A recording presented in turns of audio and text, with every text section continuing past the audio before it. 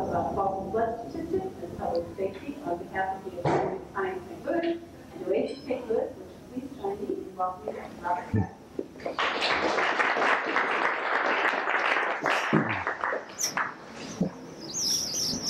Well, much thanks, Rose, and thank you all for coming out this evening. We do have a fun topic, along with some more dull statistics, but I'll try to make it as fun as possible.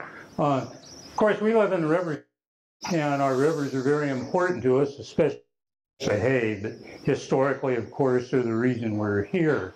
I have this collage of events from 1993 that I've shamelessly downloaded from the web.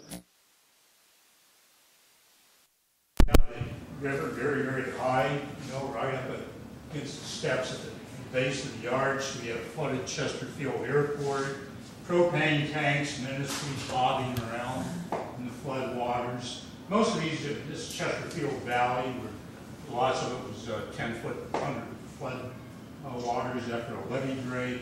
And all these are from St. Louis and St. Louis County, except for this one at Alton. There was widespread flooding, as you all remember, throughout the region. Now, this is supposed to be the big one, right? This 1993 flood in everyone's memory. We were appraised by the officials that this was a 200-year flood. I want to disabuse you of that language. Here's a map of just our central region. Again, we're river central, almost in the world. It's the best place I can think of to study rivers. The 1993 flood, indeed, was the highest water ever in all this region, shown in blue. But you know what? Even though it was big throughout this region, the 1993 flood levels were superseded in 2008 in this part of the Mississippi and the Iowa River, and part of the Grand. In 2011, those levels were superseded in the Mississippi River in the Boot Heel, where a big levee was detonated. Just 2 months later, in northwest Missouri, this part of the Missouri set record high all-time flood levels. It superseded 93.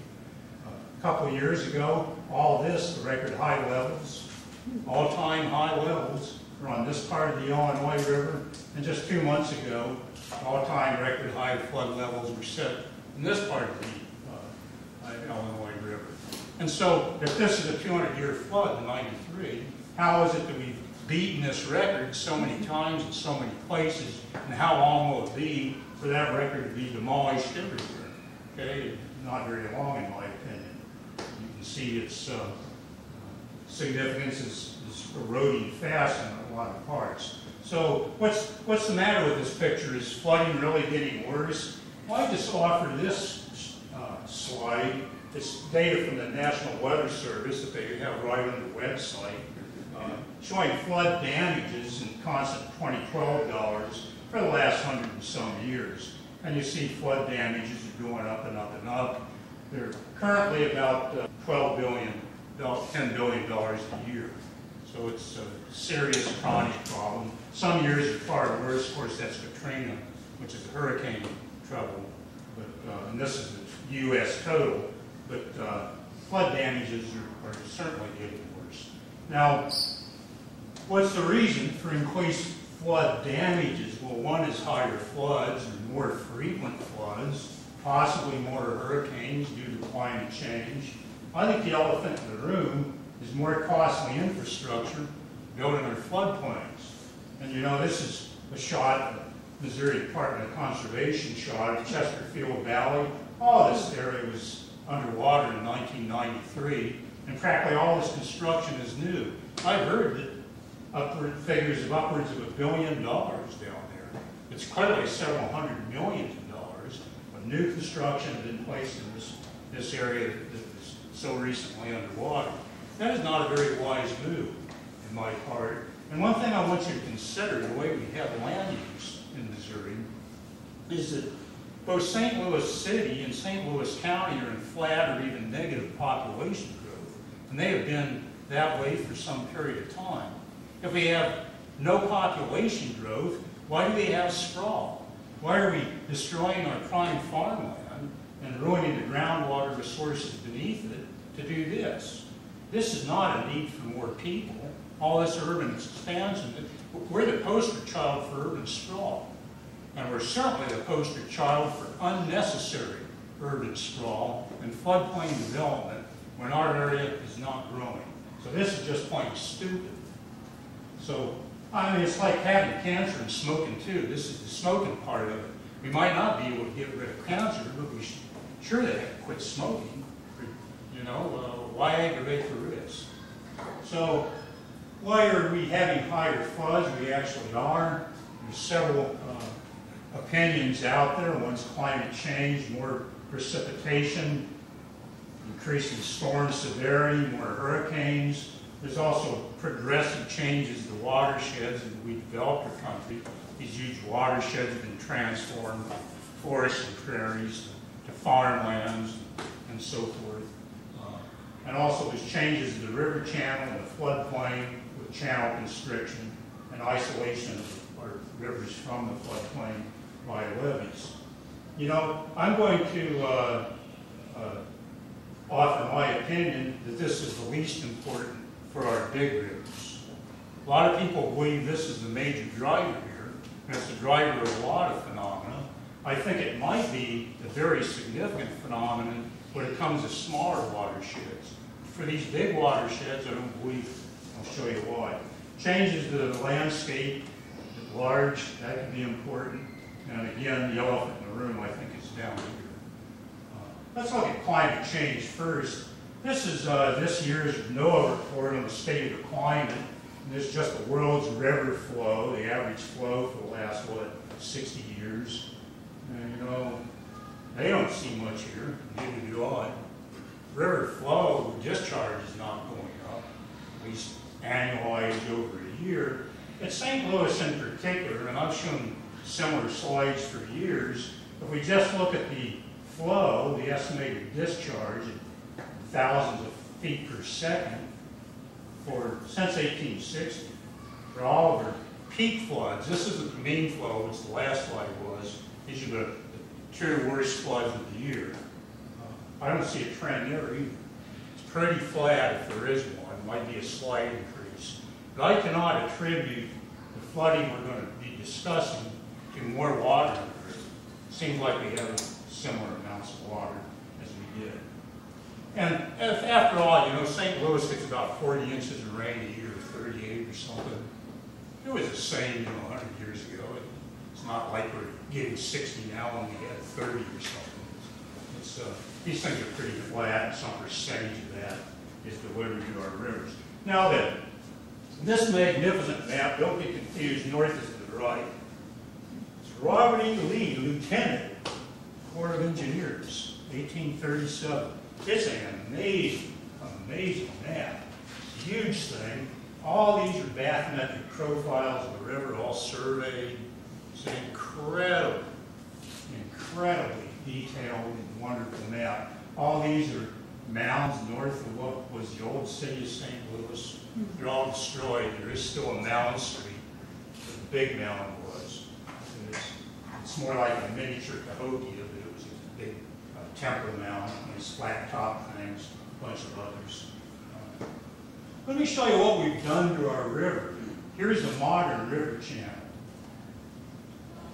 Okay, the East Bridge, this is where you'd be in Illinois. In 1837, you'd been in the middle of the river, actually on the southern toe of what's called Bloody Island, because that's where people went to fight the duels, because you weren't in either Illinois or Missouri. But the modern river channel is about half as wide. You get across Illinois in 3 big arch leaps of about 500 feet each, and you're in Illinois. You know, so the river's about 1,500 feet wide now. It was 3,000 or 4,000, some places a mile, just near our city. So the river is much narrower than it was. Just south of town, how did we make it narrower? The river's been transformed. This narrow, monotonous strand, practically all the islands are gone, all the sandbars are gone. We just have a navigation slide, whose position is maintained by all these wing structures that go nearly 1,000 miles. They go up to Missouri all the way to Sioux City. The river's changed this way. the aggregate length of all these structures far exceeds the length of the banks of the river. And there's stuff underwater you cannot see. There's structures, both sides of the river, the line of the levees. The river is totally constricted to how it is. Now the flow, you can think of as gallons per second. The engineers use cubic feet of water per second, some volume per second. That flow of water, it rains so much and the rivers have to deliver so much flow. That flow in CFS is the product of the cross-sectional area of that wetted channel times the average velocity. So it's feet times feet times feet per second, give you cubic feet per second. Now look, if the river is half as wide as it used to be, and that's true everywhere, just not in St. Louis. The old maps show this is true everywhere. The river's been engineered this way. And I assert that these speed bumps are not going to speed up the water, they're going to slow it down. And so if the river's less wide, and the water can only be impeded in its flow by these obstructions in this way, the only way it can respond to deliver the flow it needs to deliver is for it to get deeper. It's all the river can do, and that's what we're seeing. Now, there's many papers on this. The Army Corps disputes all these papers or ignores them, but I'm just one that the originator of this idea was Charles Beltis Slough. He was complaining that the 1973 flood was the highest water we ever had in St. Louis. And if anything proved him right, we had 6 more feet of water in 1993, when the record then was 1973, and he wrote a paper in Science about it. Now then, are the rivers getting deeper? I made up this slide for data at St. Louis. We have data every day on the level of the river at Laclede's Landing since the beginning of the Civil War. Every day. My files are 50,000 lines and some long. I processed all that data and made this graph. This is just showing feet above flood stage for how the river has responded for all events above flood stage and since the Civil War. And you see, nowadays, it is common to have water that was unheard of 100 years ago. In fact, from the interval from 1860 to World War II, we're seeing water that's just off the charts. Now think about it. If this was a terrible flood back then, this is the number of sandbags you're stacking on top of the sandbags you were stacking. This difference is not trivial. I mean, we're talking about 10 feet of extra sandbags. It's a huge effect. Is it just St. Louis Harbor where we've changed things just because we have a municipal area? No. Let's go up to Hannibal, Missouri. We have records every day back to the late 1870s, and this is the record. And the biggest modification here was made in 1939 when Lock and Dam was put in downstream. Since that time, since that modification, the river's getting more and more and more deep. Up to Missouri, the longest records we have, these are records every day that I can process for more than a century. Here's Herman, Missouri, where the records go back to 1874. And again, common, almost every other year or so, we see water levels that were unheard of 100 years ago. Unheard of. So this is not my imagination. I mean, this is the simplest way to look at data. It's just what these river levels are. They're easily measured. So what's going on with these 100-year floods and so forth? This is an official sheet from the Army Corps of Engineers data showing us at St. Louis. Every 2 years we get just reach flood stage at 30 feet. Every 5 years we can expect 35 feet of water. Every 10 years we can get 8 feet above flood stage. Every 50 years, 14 feet above flood stage. They have these different recurrence levels for calculated risk, and this is how high they think the river's going to be. 1993 was 49.6 feet, or 29 feet above flood stage, so that makes it almost a 500-year flood, according to the Army Corps. So there's the official stance on how these rivers behave. I'm going to show you I don't believe these numbers, and I'll try to show you why. So here's these official pronouncements. I've just made a telephone pole with chalk marks on it. So the Army tells me every 2 years we get this much water, and in 5 years it's this high and this high, and so forth. That's not quite right. A 10-year flood is a 0.1 chance every year, 10% chance every year. That's what it's called, a 10-year flood. This is a 1% chance every year. It's just called a 100-year flood. But that's what these things really mean. Now, this is what the official estimates are. This is the floods we've seen since 1993. It's almost a 500-year flood. 1995 was a 25-year flood. We had a bunch of 10 to 25-year floods, a bunch of 5 to 10-year floods. A little too much flooding. It's, one has to question whether this estimate is a realistic estimator of this outcome. That's probably not. Let's look at Hannibal, Missouri. I published this slide in 2008. This is a diagram from one of my papers. Here's the official flood levels at Hannibal. I just picked Hannibal for illustration because of recognition. Everybody's heard of Mark Twain and Hannibal. So when they think of the river, they think of Twain and what he said about it. So at Hannibal, 1993 is supposed to be a 500-year flood. 2008 was a 200-year flood. 96 is a 25-year flood. We had a bunch of 10s, a bunch of 5s, all since 93. A lot of flooding. Every teenager's seen more flooding than Methuselah should have seen. You know, really, it's how realistic are these numbers. Simple calculation, the probability of having 2 or more 200-year floods in 25 years is less than 1%. That's the simplest way to just think of what's going on, but it's not exactly statistically robust. You can compare this entire outcome with this entire prediction, just like in poker, with the sequence of hands, you just compute the probability of the whole game. The chi-square test doesn't give this a 1 in 1,000 chance of explaining that outcome. Now, what's happened since 2008 when I published this diagram?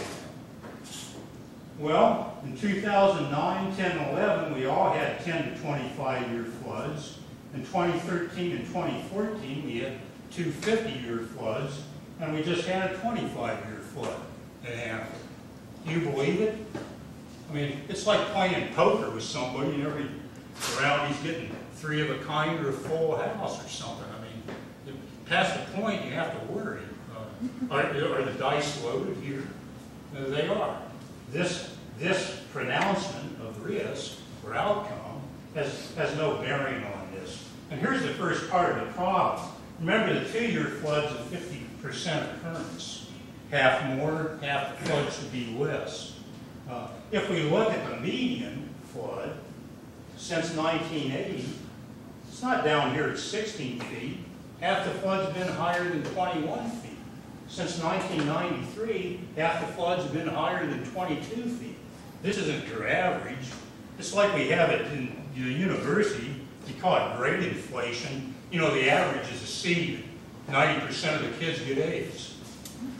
You know, it's really, this is not the average. These are the average. And it's not a small amount off. You're talking about 5 to 7 feet of water, just in getting the proper averages here.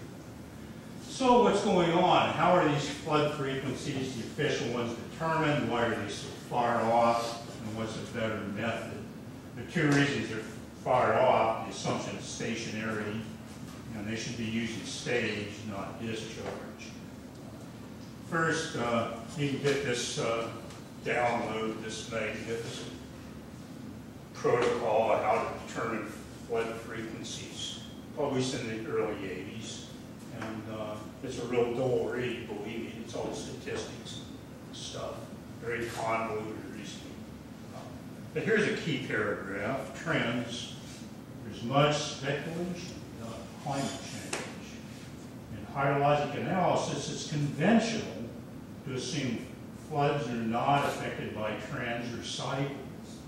Time invariance was assumed. Now, it's just not climate trends, it's any trends. They're picking on climate here. They shouldn't focus on climate. They're assuming that what's happening today is the same statistically as it was a long ago. Let's look at that. The other thing is they should be using the river stage, not the discharge. The river stage is the level of the water, just a simple level. And anyone can go to any river and tell how high the water is. I mean, if you survey it, have a ruler or a staff gauge, you just read tick marks about the water level. All you need is a ruler. That can be very accurately and easily done. It's the longest, most robust, less convoluted records we have. Stage is what's relevant. If floodwaters are encroaching your house, you care about the level of the water, not how many gallons a second the river is flowing. Nobody gives a hoot about that. This is what we want to know, and if that's what we want to know, we ought to use those data on that to do statistics to figure out what the risk is. The stage records are long, they're complete, they do not depend on technique, they're impossible to correct. There is now underfoot attempts, some of them successful. I have seen numbers in the catalogs that have stood for 100 years change in the last few years because the government doesn't like to admit that the same amounts of flow estimated long ago are giving us so much more water. They don't like that. So now they're changing the discharge numbers, the gallons per second kind of numbers. They can't change this. It's a simple variable measurement in the newspapers. And finally, there's some incompatibilities in the grading curves at the late stage of discharge. But basically, we should be doing statistics on the stage. It's the direct measurement, figure out how it's behaving. Now, when we do statistics, often we think in terms of the bell curve. The bell curve's a mathematical function has two properties. One's the mean. It just tells you where the middle of the bell is. And there's the standard deviation, which tells you how narrow or flat that curve is. So we talk about the mean and the standard deviation. For a symmetrical normal distribution, the mean and the median are the same. So 50% of the time you have more water than this. 50% of the time you have lower levels than that. That's what this means. And this is just a bar. Your 100-year flood is the 1% chance. If you integrate this out, this area on the curve is 1% of the area of the whole bell curve. And so this would be your 100-year flood, according to this. Now, I picked these numbers for a reason. Here's the actual stage data for the annual floods at St. Louis since 1861. So this is the highest water. And you just do the statistics on these data, and you get that mean and that standard deviation. So I just showed in the prior slide the theoretical representation of this. It is a pretty good looking normal curve. So why can't we just use these things and calculate the 100-year flood? I'll show you why. The easiest way to see the trend is to bust this data into two, an early half and a late half. So we're going to look at the data instead of all of it. We'll look from 1861 to 1936, the old stuff, and the data from 1936 to now, the new stuff. So let's look at the old stuff. Here's the old stuff. It's got 2 feet lower mean, and the standard deviation is smaller, so it's a much sharper, better characterized curve. So here's the standard deviation we have for the whole population, but here's the smaller standard deviation for this half of it, and there's the mean. Now let's look at the river today. Boom. the mean's 2 feet higher, the standard deviation has grown. It's a much flatter trend. And not only a higher mean, but it's flatter. The river is more chaotic. We get more high water and more low water. After all, we've seen all these things in the last 5 years with real high water, record low almost drought to 2012. That's what the river is doing. It's actually less predictable. And so these things have grown. Now, to figure out the 2-year, the 5-year, the 10-year flood levels, all you need to do is take the mean plus a factor times the standard deviation. For the 2-year flood, the factor is 0. The mean is the 50% above and 50% below. At about 6 years or something, you're going to be 1 standard deviation higher than the mean. At about, what, 40 some years, you're going to be 2 standard deviations above the mean. So this is just a recipe. These factors are easily calculated based on the characteristics of the curve. If the bell curve isn't symmetrical, if it's skewed and leaning one way or the other, you fudge the factors a little bit to get the right percentages. But this is all you have to do. So the idea is we need the mean and the standard deviation to calculate the appropriate stage for these recurrence intervals. So all we need is these factors and these 2 values. Now then, we can take this straightforward equation. How fast is the river changing with time, the stage? All you have to do is differentiate it. Just change the mean with time, and to change the standard deviation with time times that factor. So we have pretty simple math that will enable us to do this stuff. The trick is, though, do you need the mean and the standard deviation of the whole population from 1861 to 2015? Or do you need the mean and the standard deviation today? Think if you were a school teacher that lived 200 years or something, and you were looking at the height of kids in your class in, say, 5th grade. Kids are getting bigger. You don't just, if you want to know the statistics of, what's the chance of finding a 5th grader that's 5'8", you don't comparing the kids in your population from 1860 when they were compared to runs by comparison. You need the mean and the standard deviation of kids today to get the right answer. So the trick is, all we have to do is get the right values extracted from our statistical population. It's pretty easy to do. There's different ways to do it. I'm going to show you some not so elegant ways to do it. There's better ways to do this. The simple way is just, this is the same as that bar graph, the vertical bars I showed you, just plotting these points. In 1861, this is just the least squares line through the data. Well, this might be the mean of the whole schmear. That's not what's telling you present day flood risk. It used to be, that was the mean. Now that's the mean. This is the right number you want. Looks pretty noisy. We can run a running average, different lengths, that's arbitrary, smooths the data out. You should get pretty similar answers with a 10-year running mean. This same technique allows you to look at the standard deviation, so whether it's changing. And here's what the standard deviation for 10-year bunches of data have done at St. Louis. It used to be 4 feet, now it's almost 8. Big change. The river's much more uncertain now. It's narrower and more chaotic, not more controlled. And again, is it just St. Louis? Let's look at Hannibal. Here's just the 10-year running average for the mean stage from 1880 to now, just going up quite a bit. Heck, what is that? 7 feet or something, 8 feet or more? This isn't the number you want to be calculating your statistics with. It's that number. Herman, same deal. 8 feet more of water now. This isn't the correct mean, that's the correct mean today. So it's very simple math. I don't know why so many people have trouble seeing it. This is not rocket science. So here's St. Louis, here's the official pronouncements, here's the observed flood record since '93.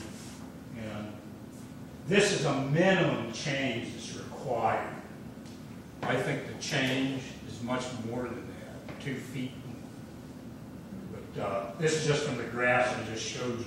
I actually think the methods I worked out in my paper, this is almost a foot higher, which makes these uncommon floods a lot more, much higher levels.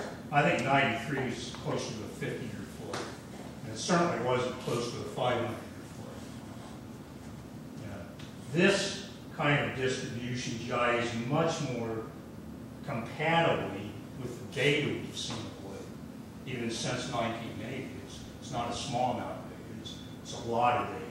This claim of risk is not compatible with the data. We can do the same thing in Hannibal. Here's the official levels, just download them. Here's the post-93 record. We just have not had 6 out of 7 of the last years more than 10-year floods. It's pretty good, you know. It's like having a 10-sided peak roll of dice and keep coming up with ones or something. It's just a plausible. But it is plausible that these are a little bit above average. There's still a lot of flooding. Even with my revision here, what we're seeing at Hannibal recently is a lot of flooding. It's almost an unbelievable amount of flooding, which, if anything, suggests that these things must be even higher. And remember, this has to be the mean. You have to have as many, half of things are supposed to be above the line. Now, there's a few not plotted down here, but really 70% of the data, or 80, are above this. It's like the average is 16. Come now, it's baloney. That's not the average. This is the minimum for the average. You got to lift that number. Here's Herman. Again, the official pronouncements. There's a better estimate. Gee, 93 might have only been a 25-year flood or something. So it's a considerable exaggeration to think that these records are not beatable. And we've seen records beat along the Missouri River in our state just in the last few years. So our official levels are way too low. Here's my assessment. This is the difference for all these places with long records, mostly going back 100 years or more. How much this for the 100-year flood, how much deeper the water we should expect than the official suggestions. And it's not a small amount of water. At St. Louis, it's almost 6 feet. Now, how significant is this difference? And also the fact that the annual increase, remember, we can calculate the change of time. It's not just based on the mean, but the standard deviation. St. Louis, the water's getting deeper every year by over an inch. What's that mean to us? Well, here's the 1993 flood. There's the arch. Some Arctic core shot. Now, what I'm trying to say is if this flood occurred today, it'd be over a floodway. That's significant. Here's 2011, okay? How much more water do these guys need? We already detonated a levee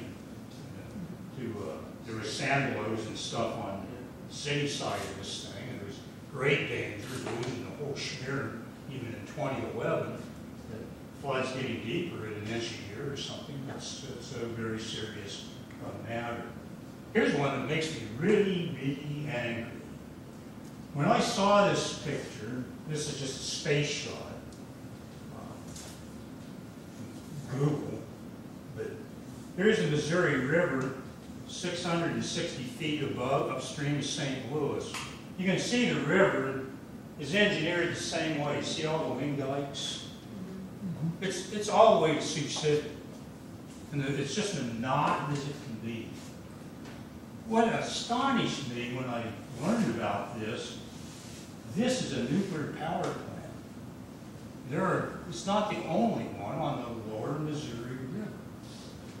What imbeciles in NRC would put a nuclear plant on a flashy river like this that's so constrained on the outside of the bend? Nuclear plants, all power plants need a lot of cooling water and stuff. Nuclear plants are especially waterlogged. But this is the wrong land use. It's a wrong, Callaway doesn't have this problem. It's up on the bluff. This is the wrong place. Here it is in 2011. This is not very funny. And you know what else isn't funny about this? Is most of you haven't even heard about this. And so there's a couple things. It's government stupidity, it's underestimation of risk, it's wrong land use, it's risky behavior, and it's suppression of the news. This is not funny to me. This is stuff we should be avoiding. We should be thinking more clearly about real risk. Now, this was okay, as near as I know. No problemo could have been. There was leakage into the river. Think of how that stuff would have been spread all over the place. It would have been an irresolvable mess. Now, why are we taking a risk like that? Wrong place for that activity.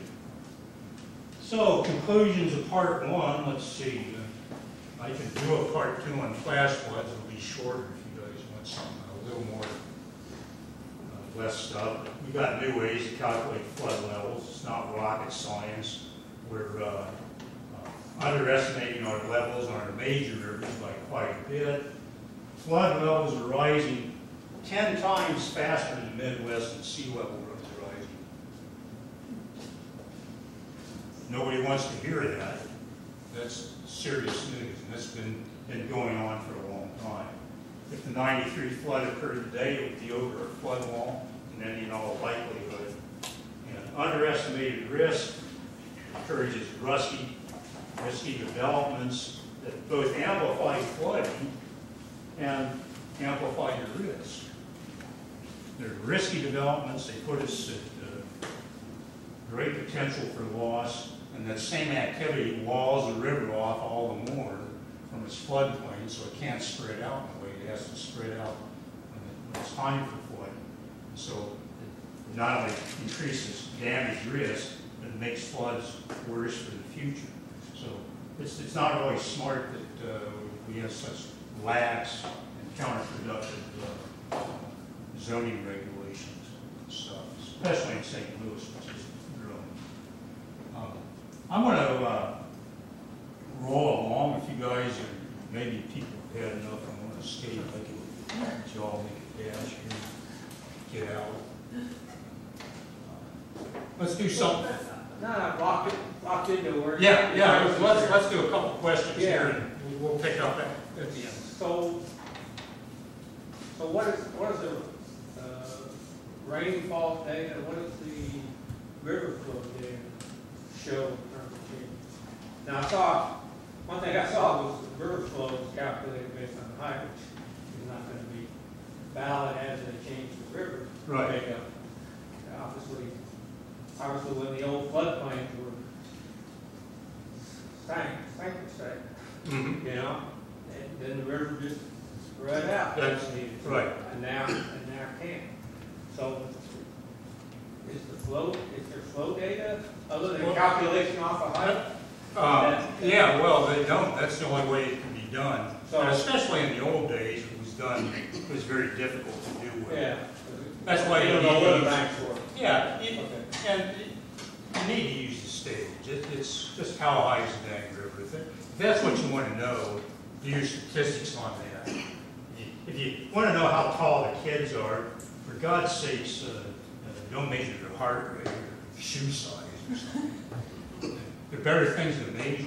Make the direct measurement and process what it is you want to know. Yeah, I understand. But the whole premise is based on that the river is becoming more constrained, and has become more constrained, not climate change, not...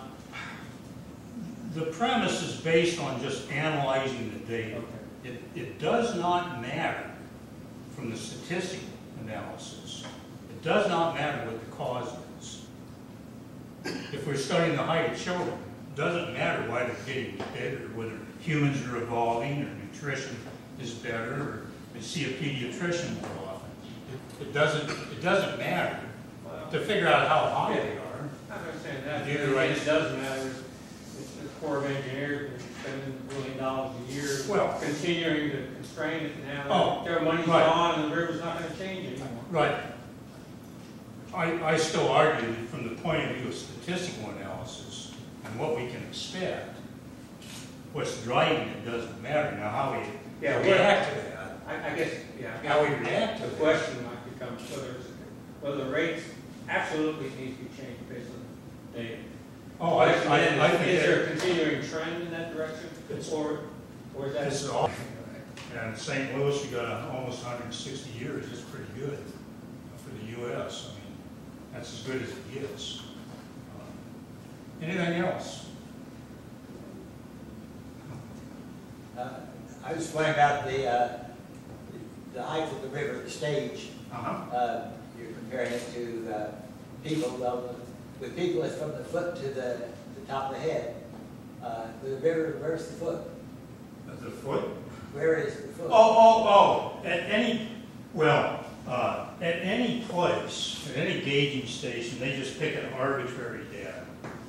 It's usually near, it might be low water, or small streams, it's pretty low water. That doesn't change over time?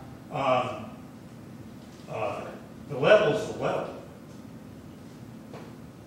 The height, I mean, it's elevation. It's like how high above sea level. You can convert these things to height above sea level if you want. But the way data are reported by the Weather Service and the USGS, they usually just for convenience pick a look. And yeah, that's enduring with time. They're very careful with that. So it's some absolute elevation. We could define the absolute elevation going to the shape of the earth right here. I mean, to the nearest millimeter could be done if you wanted to really know it that well. You know, that number won't change unless we have an earthquake.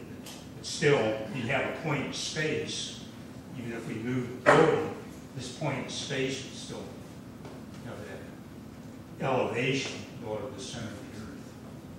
So, yeah, that number doesn't change. The discharge is much harder to do, much harder calculation. I understand that the river is narrower because we've made it narrow, and so when we have more water, where's that water going to go? And so then they, in Alton finally said, even for your houses and stuff, we're going to have a floodplain so that when this river needs to expand, it has a place to expand to. Isn't that what it was supposed to do? That's why in the 1860s it looked different, because they had, when the river got big, it had a place to go to. But we don't give it a place to go to. And so now it has to go up instead of out, right? Right, that's a big part of the problem. So we let it up in Alton, but they said, okay, we're going to let the river do what it's supposed to do. But then down here in Chesterfield, we're going to constrict it. So isn't it going to just back up more? Well, it does to some extent. Yes. Mostly affects people downstream. Downstream, okay. Well, I think it works both ways. Downstream guys get worse. There's no water storage up here, so water's going to be dumped on them. Yeah, but it goes all the way with Mississippi all the way up towards. Well, it's a problem everywhere. And so we keep constricted, and the water's got to go somewhere. It's got to go somewhere. And, It gets dumped on someone. right, and that's not going to ever change, is it? That's just Well, we're seeing is a war of levees, making them higher and higher and higher. I was just reading something, gosh, was it? But is that practical? I mean, It's not practical. What's practical is using floodplains for farming and for parks. Right. And for water supply, for groundwater resources. You know, look at California, how they're crying for water. You know, St. Louis could really have a revival. We have a natural resource that the world would beg for. And 100 years from now, that's gold. Why would we be destroying our the rivers and especially our groundwater. The groundwater we have in the alluvial plain along the rivers, that's renewable. Because we get our water. It's flood storage and We get our stuff. It's drinking water from included, these so, rivers, right? right? We get all our drinking water from these rivers. Yeah. And yet we're. A lot of it's from the alluvial aquifer. St. Charles has a big well field right in the alluvial aquifer. There's plenty of well fields. Valley Park had well fields. Kirkwood used to have well fields. Columbia's got huge well fields. Kansas City and Independent have enormous well fields. So the waters you actually use, it's groundwater, it's clean. If you do what you do in Chesterfield Valley, you not only wreck the water, you're ruining the canteen. That's the problem. Once you ruin the subsurface canteen, polluted, you really can't clean it up. So what we're doing is really stupid for the future. Do we have any kind of statistics for the Merrimack? Because I have places on the Merrimack, and all I'm seeing is. It's a lot flatter. I did have some level. I forget. It's changed not very much. The river seems to goes down really low, but when it comes up, it comes up a lot, and we're losing a lot of ground. Literally losing ground. Well, all natural rivers won't change course. Right. The Mississippi is, locked in its channel by those structures. And property owners see that as an advantage. Again, it wouldn't matter so much if it was just farming. Anything else? Okay, so why doesn't the Army Corps believe you? They like their projects. They don't. They like to blame climate change. Why would that be? Because they're not responsible. Well, if they accepted what your measurements, I mean, what changes, obviously there would be changes in FEMA and all that stuff because people would be living in a higher risk area. But what would the Army Corps in St. Louis area, for example, need to do if they accepted that these risks were so much higher? I think we need to quit throwing structures in the river. Okay. It's unbelievable how much river engineering has been done to St. Louis Harbor since '93. The most recent thing you can see is those three big chevrons structures off the bridges just north of the East Bridge and the Kemley. There's some bike paths and stuff. You can see these structures. But there's a lot of stuff beneath the surface that you can't see. You can find those chevrons. They're all post-'93 structures. You get on Google Map and go up and down these rivers. They're everywhere. Those are all new structures. They're all added. They keep aggravating the problem. They keep smoking. They keep denying that this is a problem. They keep denying that their structures have anything to do with this.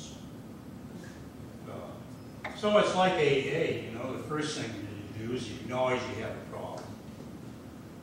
And we're not there yet. Not with some of the agencies are doing that. Anything else? Let's have a little fun, and I'm going to make flooding more relevant to you than maybe. Let's get local. Talk about flash floods. These are fun. Big river floods. I bored you all with statistics and stuff, but they're so weary and awful. 93 or any other flood, the water comes up about half a foot a day. It's so boring. It's always raining on these guys stacking sandbags. The governor will roll out in his helicopter. Oh, this is really bad. Oh, gosh, I've never seen anything like this. This is really bad. Make their speeches, and there's plenty of time to fly around. Let's talk about flash floods. They're exciting. Holy cow. Now I'll show you why. This is the last graph I'm going to torture you with. But what I'm comparing is the discharge, the mean discharge and the record high discharge versus basin area. This is a one-to-one line for the average flow. It rains so much, this for all the small basins in Missouri, every river we have, every gauging station we have. And they go from 1 square mile to the Osage, 10,000 square miles.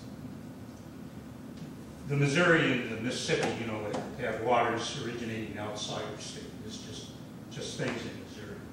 So for all these things, some percentage of the rain ends up as runoff. So the average is the area times some number. When rainfall, you get that runs off that area. If it's 10 times the area, you got 10 times the water, basically is what this says. Now here's the peak flows.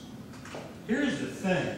This is about 10 times different. For a big watershed, the peak flows 10 or 15 times, just the average flow.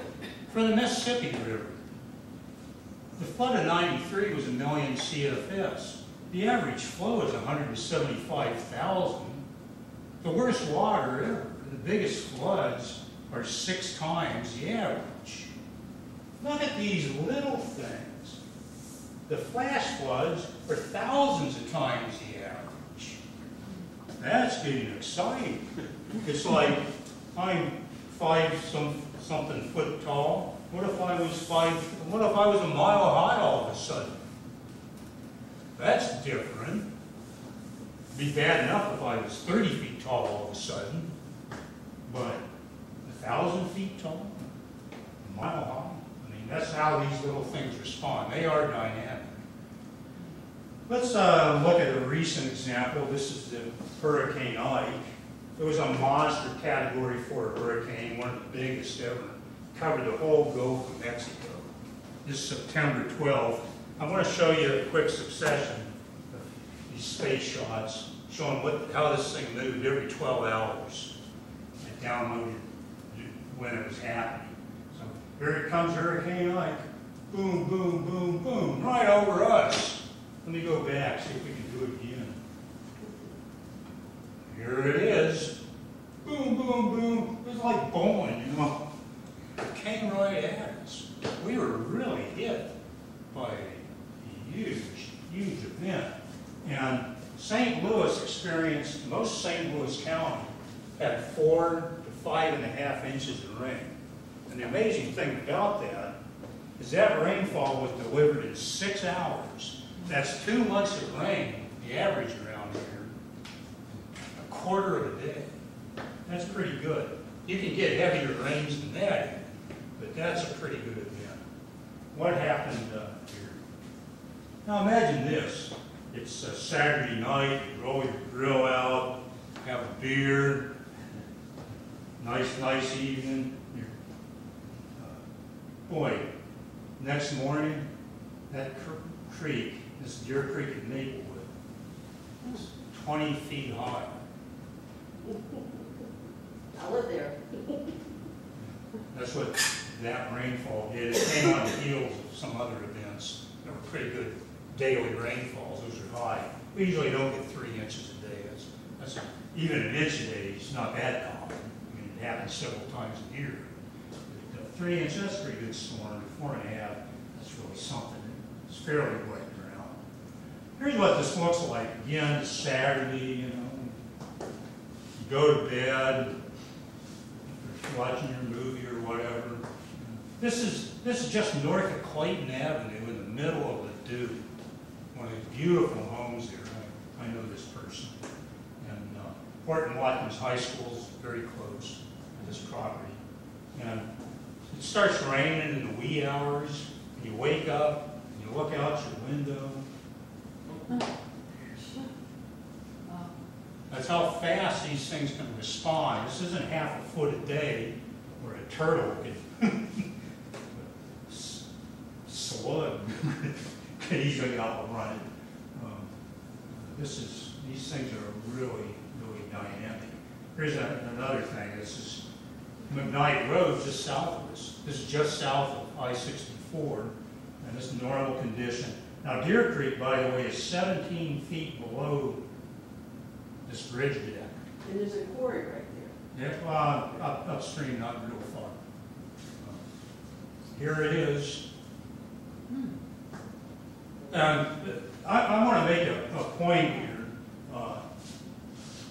This kills more people trying to drive through this stuff, It's one of the biggest killers in Missouri for flash floods. People try to drive across these things.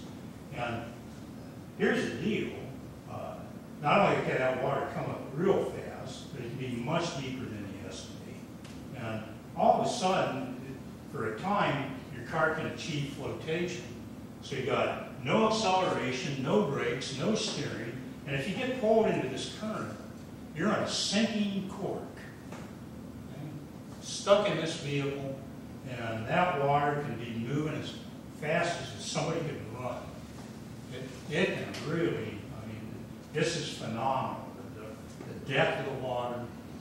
The water, the CFS estimate is 3 times the average flow of the Missouri River.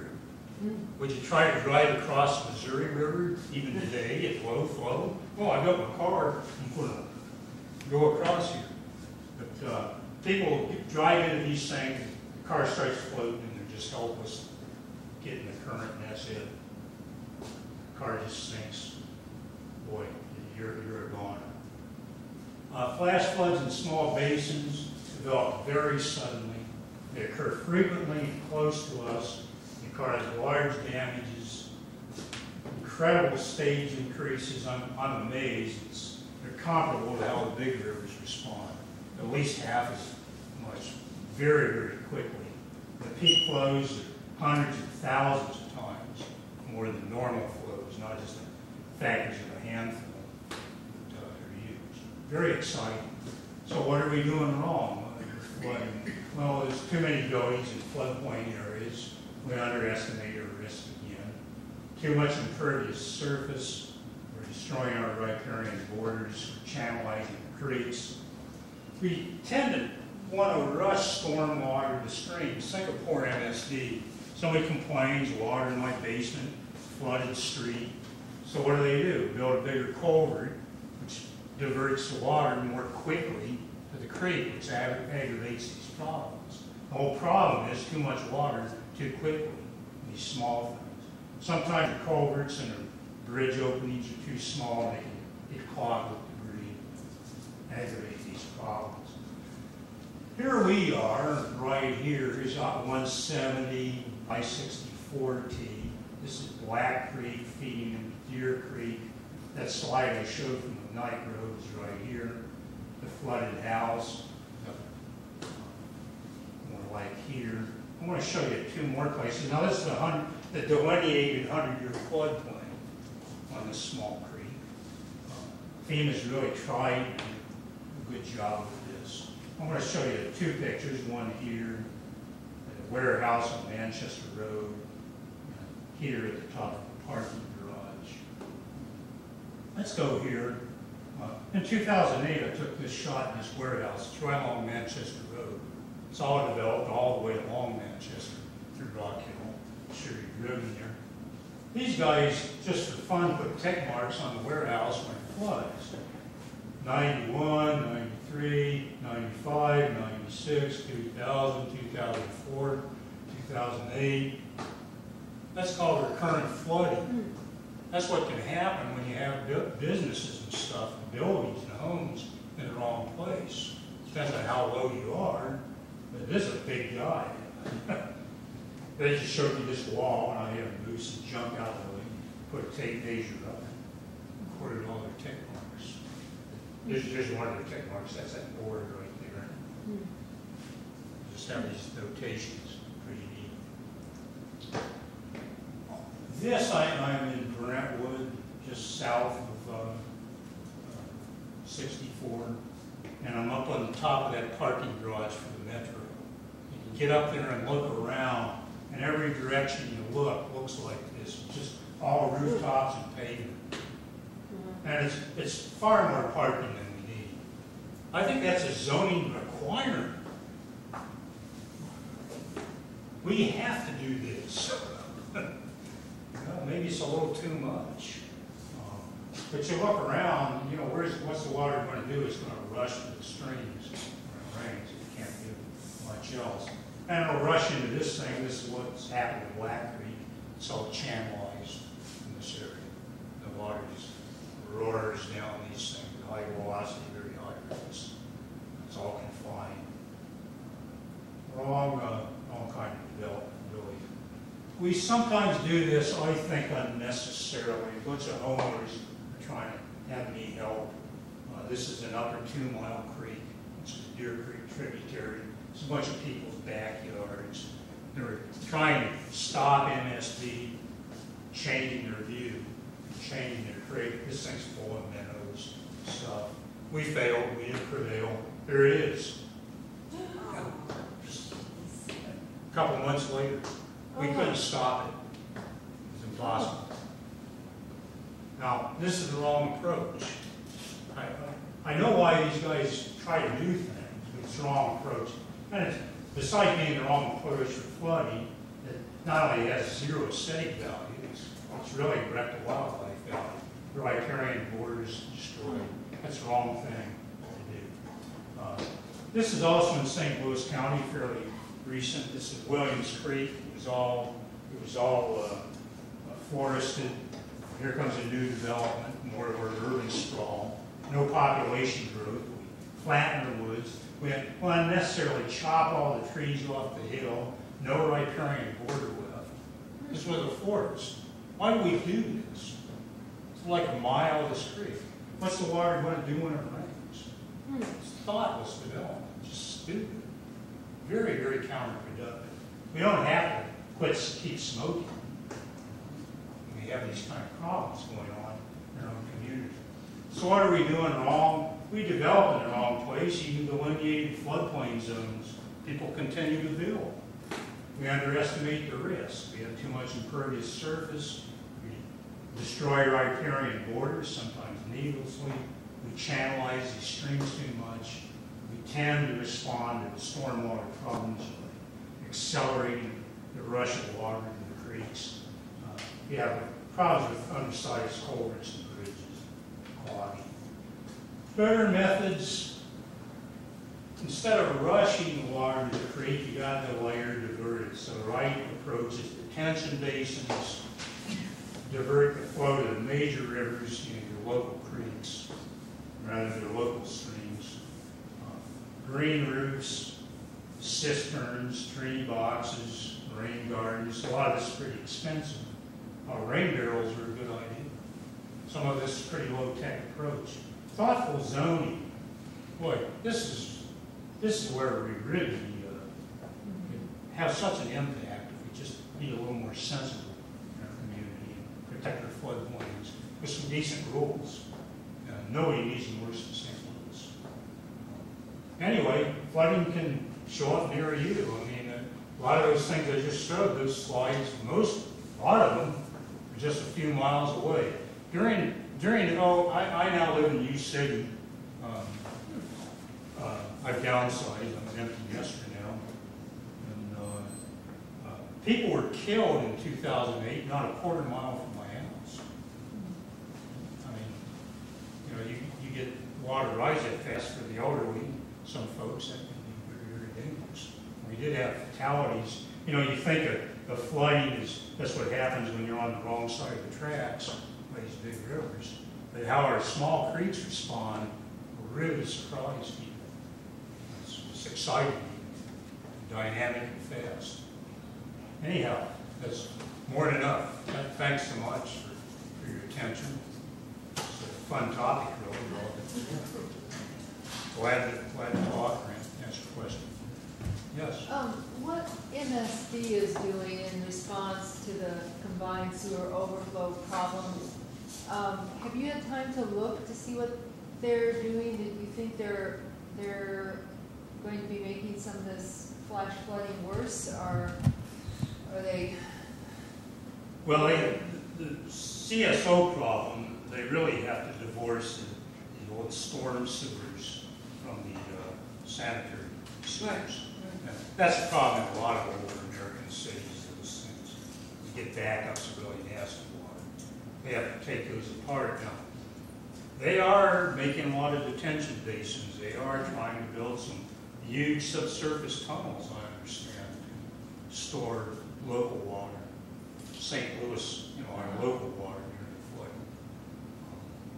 So they're doing both things that are right and wrong. It's a nasty problem. I think rain barrels on homes and decent zoning ideas. Especially with new construction, if we do build stuff or rebuild, we should be rebuilding on the old properties. And if we built those new buildings right to store water a little bit, and like I say, even rain barrels, just store it a few hours and let it dribble out. And that can help all that. Not one, but a bunch of them. Is it fair to say we live in the foothills of the Ozarks, in a particularly dangerous area? I think St. Louis in this area has a lot of flooding. I think Texas is vastly worse. With the hurricanes that get hit, they often have 20 inches of rain a day. Well, I shouldn't say often. It's not that rare, 20 inches a day. Think of how their stuff responds. Now, we do, since we are in the Ozarks, we do have some pretty hard soils on our hills, and we do have those steep slopes that work against us. When it does rain hard, a lot of that water does end up in the extremes pretty fast. I think flooding is a national problem, though. It's getting worse many places in the Midwest. What percentage of people have to have rain barrels to make a difference with a 20? Good question. I haven't. You got me there, sir. I think it can help, though. I actually think you can hold a lot off each house. You know, UC provided free rain barrels and installation a few years ago. I got one, and I'm too late. Pardon? I'm too late. You haven't heard about this. Maybe I'll call Public Works. I had it lasted 2 years, and I can't find a decent rain barrel now to replace the one that burst. Now that's not so funny, because it probably messed up your connection. Yeah. Put in the rain barrel. Did that happen? I mean, if the rain barrel's no good. The first year I put it away for the winter. The next year, I had a job, so I had left the drain open. But with the weather the way it was, there was water dripping in, icicles and so on, and it froze and filled up and froze. Yeah. And burst. I got it. No, I got it. I do think if these things were more common, they could be built easily, robustly. It's almost just like solar cells. I used to think these windmill things for making power were so silly. They really actually can deliver a lot of power if you have enough of them. So, if you get it mined right, I think these things could be engineered properly. It'll last a very long time, provided it'll help you. Maybe we're not there yet. Because there's so much scarring in the decimation of the barrier islands down in Louisiana, there has been a call to slow down the river. Is there any hope of slowing it down? Oh, we're not going to slow down the river. Not the Mississippi. It's going to flow as it flows. There are several things we've not done well, though, with the loss of all those mangrove swamps and stuff. One of the big reasons for that I've heard, and it actually comes as a surprise to me, but it's canals dug in for oil exploration and development. And that's brought in salt water, which has killed the mangroves by changing the salinity down there. And that's part of the reason the recession is so fast. But you also have a lot of subsidence around. New Orleans, it got hit so hard with Katrina, that's all subsidence. That whole layer is always sinking, that area. It's because the Mississippi River dumps all of this mud on it historically, this delta region. And that extra weight, just like throwing a cement blocks in a rowboat, that extra weight makes the land subside. But you compensate that for laying on more soil. So you have this geological subsidence rate. and we cut off the sediment supply with all the levees. And so New Orleans is sinking. The other thing we've done in New Orleans is because it doesn't flood anymore, because of the flood walls and structures, a lot of that soil they were built on hundreds of years ago is actually sticks and organic debris. And you dewater it and pump it out and drain it all that organic debris becomes subject to oxidation, turns to CO2, and goes away. So the land's sinking because of organic material loss and dewater. So now so much of that city is below sea level, we know that. And it rains 60 inches a year there. Now think about it, you got a whole city and some tens of square miles are below sea level. When it rains there, they have to get every bucket of water and lift it and pump it over the flood wall and throw it into the ocean. They have pumping capacity that's like half the Missouri River flow. They got some of the hugest pumps in the world because they're below sea level. Every big rainstorm will lift it all up and throw it. Oh, that's the wrong approach. I don't actually. I'm certainly no expert on the loss of mangroves and stuff, but it is. You can see in the space shots that's severe. That will bring in more hurricanes or storm surge. From what little I understand about it, it's certainly a man-made problem somehow. It's that mangrove loss. Something we've done. It's not natural. It's a very serious problem. We're not going to slow the river down, though. The most likely thing that's going to happen in the next 100 years is the Mississippi River is going to abandon its channel and go to the Chapel Island. We're going to lose control structure. That's going to really be a mess. You're changing several thousand square miles of landscape as soon as that thing makes its turn. It's going to be, and you're not going to stop the Mississippi. It decides to go another way. I think that's in the cards. That will happen. So there's all kinds of interesting problems down there. I got my hands full up here in St. Louis. Anything else, folks? Is there anything that we can do as individual citizens to try to change some of these things? I mean, if you feel like your voice is kind of not heard, like you said, people didn't want that they happened to their backyard and they happened anyhow. I'm always howling in the wind about one thing or another. I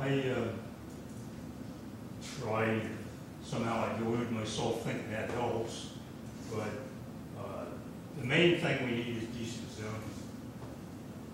A lot of these problems are regulatory. That just goes along with recognizing that you have a problem. You've got to recognize it before you can do anything about it.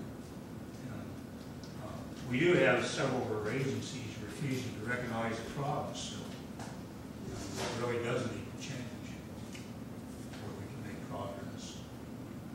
St. Louis, even our local governments, part of the problem there is we're so balkanized with some 90 communities in St. Louis can't agree on anything. That does harm the city. Yes? Do I remember right that the LSP was buying out some of the houses Oh, that were being flooded in they do. University City? They do a lot of good. Not everything they do is good. What's going to happen to that land the houses are on? Well, U City, they just made it kind of a parkway. And there are a few small rain gardens and things in there. They just, they bought out a whole slew of houses along Wilson Avenue. They're right along the upper river there. And that is where the people were killed in 2008. So there's 1 or 2 dozen houses bought out on one side of Wilson Avenue. Will the creek then be able to flood? Well, yeah, at least the homes they'll flood anyway. It's just whether you got stuff in the way, it's going to get damaged. I'm glad, by the way, if people want to skate, I'll hang around and talk to the real diehards or whatever. Some of you might be more, have more than enough, just being too polite to just slam the door. You said you had some statistics on the Merrimack. Didn't do much with the Merrimack. Here's the Merrimack at Eureka. I say we might be a couple feet off. It's not quite the scale of a lot of the problems along the big rivers. We might be a little bit low. Again, these are just my estimates. Way of doing the calculation.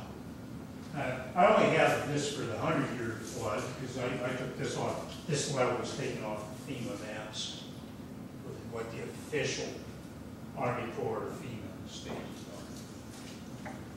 I got that in a different way than the other numbers on there. In the small streams, you don't have long enough data sets to really do good calculations in the way I'm doing. Someone did Deer Creek at Litzer in the last small rainstorm we had, and set a camera, and then took five-minute intervals, and in 2 hours it went up 13 feet and down. It was like the bell curve. The response is so fast for these little guys. It can be incredible. I mean, I was once at the old Children's Aquarium, which was along Black Creek, and it was showing a sign that read there, and had some equipment set up back there. And he was repeatedly flooded, which killed a lot of the animals and stuff. It was just a problem. MSD, I think, finally bought that property out. But I saw, I parked and was in there. The water was coming up so fast, this guy was with, hey Bob, you better move your car. I guess maybe you're right. Move the car. Boy, I mean, it was just, there are people whose cars would end up real wet. There was one guy there, he was really running around wringing his hands. I mean, the water was up over his hood, just where he parked, in this parking lot down in Hamlin Industrial Court. I thought, I didn't want to be such a smart ass because he was so upset, but I thought, hey, no problem, it's not a total loss. Here, I'll give you $5 for that thing right now. So I was going through my beady little brain. He was visibly upset that, I mean, the water can come up really fast. It can be very dangerous. What are the statistics, say, over the past 10 years, 5 to 10 years, on just rainfall in the greater St. Louis area, the Mississippi River Basin? Has there been any, what was the curve of rainfall? Very noisy curves. All these climate trends are very noisy, temperature and everything else. And with watersheds, it's hard, especially for the big ones, to do that way. Now, one thing I've thought for a long time is that the actual best way to figure out how since our records are too short for our small storms, to do decent statistics. Like those guys in the warehouse, that's one of the best records I've seen. There's marks on the wall. But we need official records to do a good job. But the Weather Service has very good statistics that you can download on every 50 years. How much rain do you expect in an hour? How much rain do you expect in 2 hours? How much rain do you expect in 5? And we need ways to convert those statistics to the influence on creeks. We need better rainfall runoff models. I've been trying to work on that, and it's tough sledding. But the records are much longer on that. And for a long time, we had rain gauges in a lot of places. So we don't really know. St. Louis, because of MSD cooperating with the USGS, we have several of our small streams measured since about 1996. Well, that certainly isn't the length of record we need to really do good statistics. It's just a bit short.